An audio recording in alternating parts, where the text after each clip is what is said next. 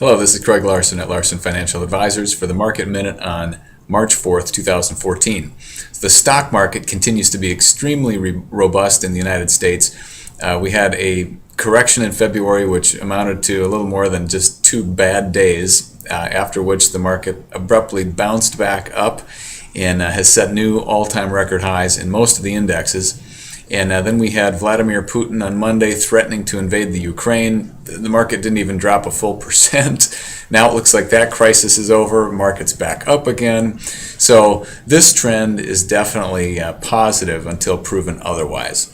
So ride the train, enjoy the gains. Make sure that your risk management plan and exit strategy is still there on the shelf ready to go, because the market, in our view, is overvalued and margin debts are near all-time record highs still. So there is some risk back there. Now, when does that come into play? We don't know. Just be ready for it in case the trend changes. So let's talk about interest rates. Interest rates are at an important decision point now after last May of 2013, you may remember, with the taper talk, rates started ramping up very quickly in government bonds, and they kind of hit a peak after several months and have come back down. Now, it's not uncommon for markets to retrace because they tend to zigzag and not move in straight lines.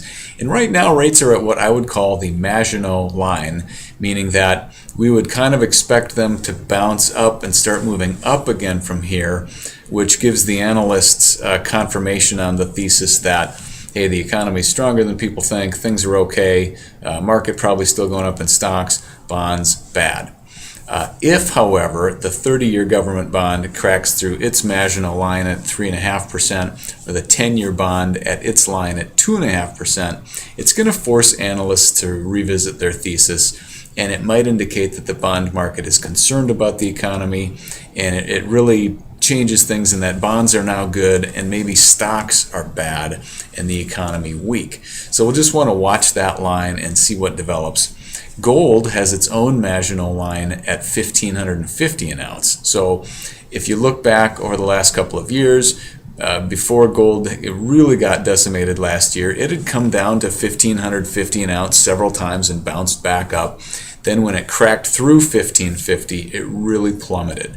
Now it kind of looks like gold has put in a bottom and is starting to gain some trend strength at the mid 1,300 range now.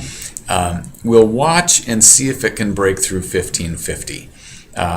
More than likely it won't the first time it tries this, but if it can break 1,550 decisively and stay above that level, gold will prove that it's not just a short-term bounce, that it wants to do more of a long-term positive trend. So that's pretty interesting as well. Call or email if you have any questions for us here.